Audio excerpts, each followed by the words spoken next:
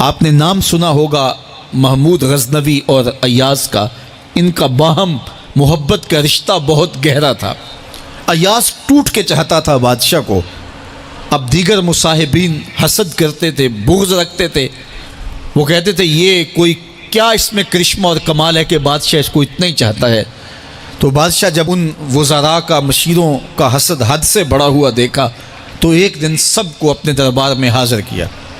دربار میں ایک تالاب تھا، تو اس میں مٹھی بھر کے موتیوں کی پھینک دی، اور ایک ایک وزیر کو کہا کہ یہ موتی نکال کے لاؤ، اور یہ خیال کرنا کہ تمہارا لباس بھی، تمہارا بدن بھی نہیں بھیگنا چاہیے۔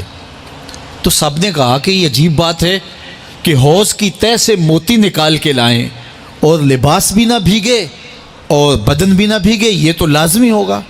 پھر دوسرے وزیر کو کہتا کہ یہ موتی نکال کے لاؤ، تمہارا لباس بھی نہیں بھیگنا چاہیے، تمہارا بدن بھی نہیں بھیگنا چاہیے۔ تو وہ آگے سے حجت کرتا یہ کیسے ہو سکتا ہے کہ بدن بھی اور لباس بھی نہ بھیگے اور موتی بھی نکال لاؤں؟ تیسرے کو، چوتھے کو، پانچویں کو، ہر ایک آگے سے حجت کرے، یہ کیسے ہو سکتا ہے؟ پھر ایاز آ گیا، تو بادشاہ نے ایاز کو کہا کہ یہ موتی نکال کے لانے ہیں اور تمہارا لباس بھی اور تمہارا بدن بھی نہیں بھیگنا چاہیے۔ ایاز نے فوراً چھلانگ لگائی اور موتی نکالے۔ جب باہر نکلا تو بدن اور لباس پانی سے نچڑ رہا تھا، تو ایسے موتی بادشاہ کو پیش کیے اور بدن کپ کپا رہا تھا۔ تو بادشاہ بڑے غصے سے کہا کہ ایاز تمہارا بدن بھیگ گیا، تمہارے کپڑے بھی بھیگ گئے، میں نے کہا تھا لباس بھی نہیں بھیگنا چاہیے، کپڑے بھی نہیں بھیگنے چاہیے۔ تو ایاز بڑی لجاجت سے عرض کرنے لگا، بادشاہ سلامت، آپ کے دو حکم تھے، ایک یہ کہ موتی نکال کے لانے ہیں، دوسرا حکم یہ تھا کہ لباس اور کپڑے بھیگنے نہیں چاہیے۔ تو ایک حکم میں نے پورا کر دیا ہے، دوسرے کی معافی چاہتا ہوں۔ تو صاحب، اللہ نے حضرت انسان کے سینے میں جذبات کا ایک جہاں آباد کیا ہے، شیطان کو بھی انسان کے پیچھے لگا دیا، اس کی آزمائش کے لیے، اس کے امتحان کے لیے۔ نفس بھی اس کے اندر موجود ہے، اور دوسری جانب اس کو گناہوں سے منع بھی کیا اور نیکی کی تلقین بھی کی۔ اب کتنی مشکل زندگی ہے حضرت انسان کی، آئی جان شکنجے اندر جویں ویلنے دے وچ گنا، کتنی مشکل زندگی ہے۔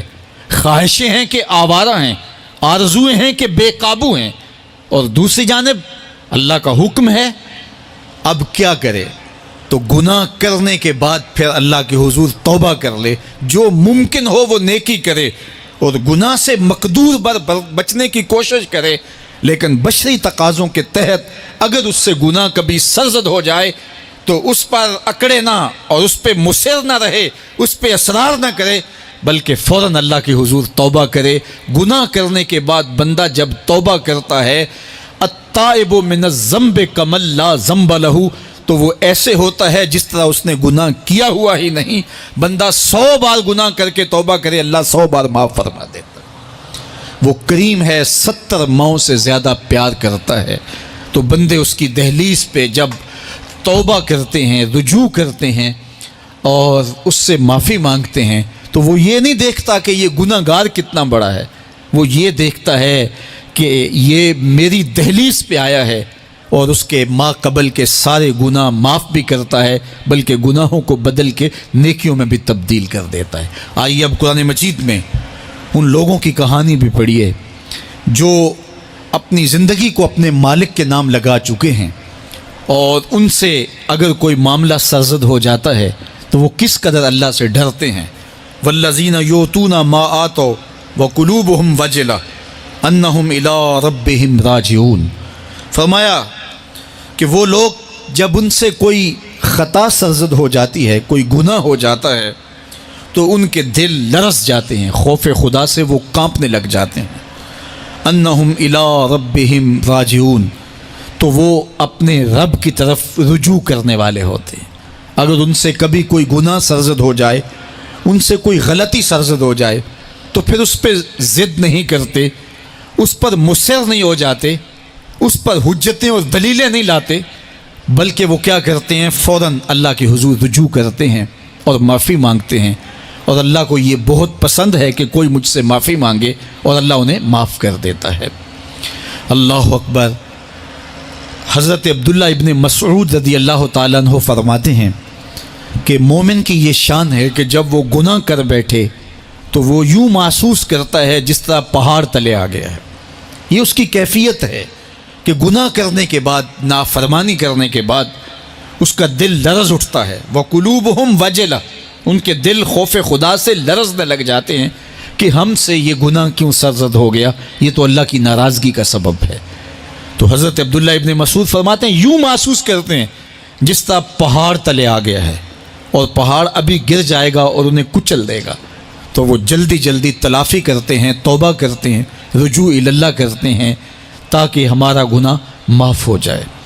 اور منافق کی مثال بھی بیان کی گئی. جب وہ گناہ کرتا ہے تو یوں محسوس کرتا ہے جیسے بدن پہ مکھی بیٹھی تھی، ہلکے اشارے سے اڑا دی.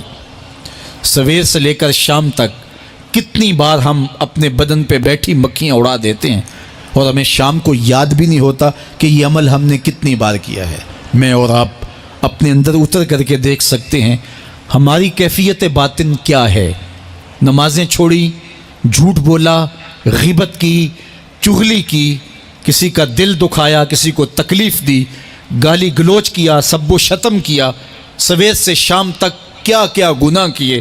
کبھی خیال بھٹکے، کبھی سوچیں آوارہ ہوئیں، کبھی نگاہوں نے بدکاریاں کی، کبھی زبان نے جرم کیے، اور شام کو ہمیں یاد بھی نہیں ہوتا کہ آج ہم نے کیا کیا جرائم کیے، آج ہم نے کیا کیا گناہ کیے. اگر ہماری یہ کیفیت ہے تو یہ عملی نفاق ہے کہ بدن پہ مکھی بیٹھی اور اڑا دی. اور اگر ہماری کیفیت یہ ہے کہ گناہ کے بعد یہ محسوس ہوتا ہے کہ ہم پہاڑ تلے آ گئے اور اللہ کی ناراضگی ہم نے مول لے لیے اور جلدی جلدی توبہ کر کے رجوع کرنے کی جانب بڑھتے ہیں، تو پھر مبارک ہو. نہیں تو مجھے اور آپ کو اپنا محاسبہ کرنا چاہیے. ہمارے دلوں پر زنگ چڑھ گئے ہیں اور ہماری کیفیت یہ ہو گئی ہے کہ گناہ کرنے کے بعد بھی ہم ڈٹے رہتے ہیں. جبکہ زندگی اصحاب رسول کی دیکھیے ان سے بھی کبھی کوئی خطا سرزد ہو جاتی تو وہ فوراً اس گناہ کی تلافی کے لیے حضور کی بارگاہ میں حاضر ہو جاتے. حضرت ابو لبابہ رضی اللہ تعالیٰ عنہ نے اپنے آپ کو مسجد نبوی کے ستون کے ساتھ بندھوا دیا اور کہا کہ جب تک میری معافی نہیں ہوگی تب تک اپنے آپ کو کھلواؤں گا نہیں. اور پھر جب ان کی بخشش کا اعلان ہوا تو پھر حضور کے ہاتھوں سے اپنے آپ کو انہوں نے کھلوایا. ایک خاتون حضور کی خدمت میں حاضر ہوئی اور عرض کی یا رسول اللہ صلی اللہ علیہ وسلم، مجھ سے بدکاری سرزد ہو گئی ہے اور میرے پیٹ میں بچہ ہے اور میں چاہتی ہوں کہ آخرت کی سزا کی بجائے دنیا کے اوپر اس کی سزا مجھے دے دی جائے تاکہ میں پاک ہو جاؤں اور صاف ہو جاؤں، کیونکہ آخرت کی سزائیں بہت سخت ہیں. اللہ کے محبوب علیہ السلام نے جبریل امین سے ایک دن پوچھا تھا مجھے جہنم کے عذابوں کا ذکر سناؤ.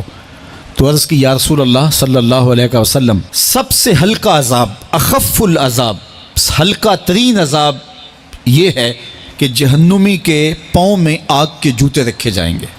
باقی اس کے پورے بدن پہ آگ نہیں ہوگی، صرف آگ کے جوتے اس کو پہنائے جائیں گے.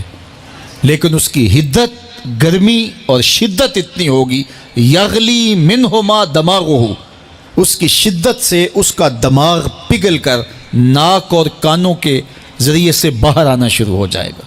یہ سب سے ہلکے عذاب کی کیفیت ہے. اور جو عذاب سخت ہیں الیاذ باللہ، اللہ تعالیٰ قرآن مجید میں فرماتا ہے ثم لا يموت فیہا ولا یحیا. اس بڑے عذاب کا ذکر کیا جو جہنمیوں کو دیا جائے گا.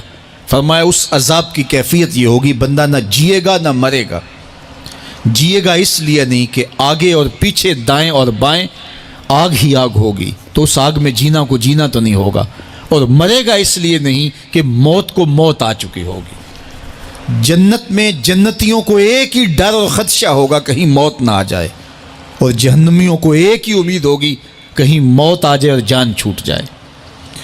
اللہ تعالیٰ مینڈے کی شکل میں موت کو لائے گا اور موت کو ذبح کیا جائے گا. جنتی جنت سے اور جہنمی جہنم سے دیکھ رہے ہوں گے. جب موت کو ذبح کر دیا جائے گا اب موت نہیں ہے تو جنتی اتنے خوش ہو جائیں گے کہ اگر موت کو موت نہ آئی ہوتی تو یہ خوشی سے مر جاتے، اور جہنمی اتنے مایوس، دکھی اور پریشان ہوں گے کہ اگر موت کو موت نہ آئی ہوتی تو یہ صدمے سے مر جاتے.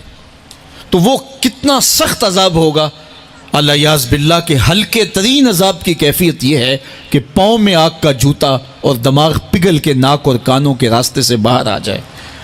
تو اس نے عرض کی یا رسول اللہ صلی اللہ علیہ وسلم میرے اوپر حد جاری کر دیجئے، اور اس نے کہا کہ میرے پیٹ میں جو ہے وہ بچہ ہے۔ اللہ کے محبوب علیہ السلام نے فرمایا جاؤ جب بچہ پیدا ہو تو پھر آنا۔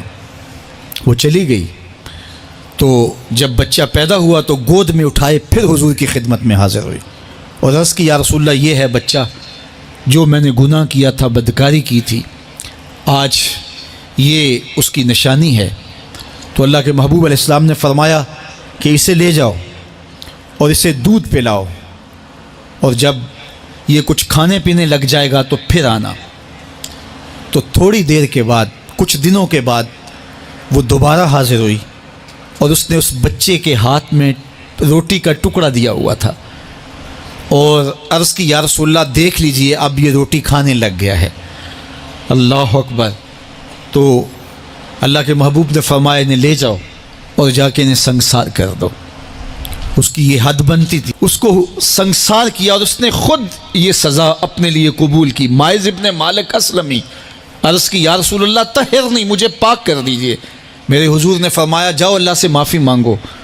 وہ گئے اور معافی مانگی، بے چینی اتنی تھی، پھر آ گئے اور عرض کی طہرنی یا رسول اللہ، حضور مجھے پاک کر دیجئے۔ فرمایا جاؤ اللہ سے معافی مانگو۔ وہ گئے، معافی مانگی، پھر پلٹ آئے، تیسری مرتبہ، چوتھی مرتبہ۔ آقا کریم نے فرمایا فیما اطہرک، تمہیں کہا اللہ سے معافی مانگو، کریم ہے معاف کر دے گا، تم پھر پلٹ آتے ہو، تمہیں کس جرم سے پاک کروں؟ قال من الزنا، عرض کی مجھ سے بدکاری ہو گئی ہے اور میں چاہتا ہوں کہ دنیا پر فارغ ہو جاؤں۔ حضور نے فرمایا کہ اس کا توازن عقلی تو ٹھیک ہے۔ عرض کی حضور صحیح الحواس ہے۔ کہا کہ یہ نشے میں تو نہیں کہہ رہا، کسی نے اٹھ کے منہ سونگا، کہا حضور ایسی بات بھی نہیں ہے۔ فرمایا تم سوچ لو کیا کہہ رہے ہو؟ کہا حضور جو میں کہہ رہا ہوں وہ سچ کہہ رہا ہوں، مجھ سے گناہ سرزد ہو گیا اور میں چاہتا ہوں کہ دنیا پر ہی فارغ ہو جاؤں۔ اللہ کے محبوب علیہ السلام نے فرمایا کہ انہیں سنگسار کر دو۔ ماعز ابن مالک اسلمی کو سنگسار کر دیا گیا۔ جب ان کا جنازہ اٹھا تو حضور بھی جنازے کے جلوس میں تھے۔ کسی کی زبان سے نکلا لو ماعز نے گناہ کیا تھا، بس یہ بات سننے کی دیر تھی، اللہ کے محبوب کے چہرے پہ جلال آ گیا۔ فرمایا خبردار اگر کسی نے میرے ماعز پہ بات کی، میرے ماعز نے ایسی سچی توبہ کی ہے اگر روئے زمین کے تمام مسلمانوں میں بانٹ دی جائے لکفاہم، سب کی مغفرت ہو جائے، کہ انہوں نے اپنے آپ کو خود پیش کیا ہے۔ اب ماعز ابن مالک کا جنازہ اللہ کے رسول نے خود پڑھایا، بلکہ مسلم کتاب الحدود میں ہے کہ ان کے جنازے کے دوسرے دن یا تیسرے دن حضور ان کے ہاں تشریف لے گئے، اور جب آقا گئے وہم جلوسن، تو لوگ وہاں بیٹھے ہوئے تھے، تو میرے آقا نے فرمایا استغفروا لماعز، ماعز کے لیے بخشش اور مغفرت کی دعا کرو۔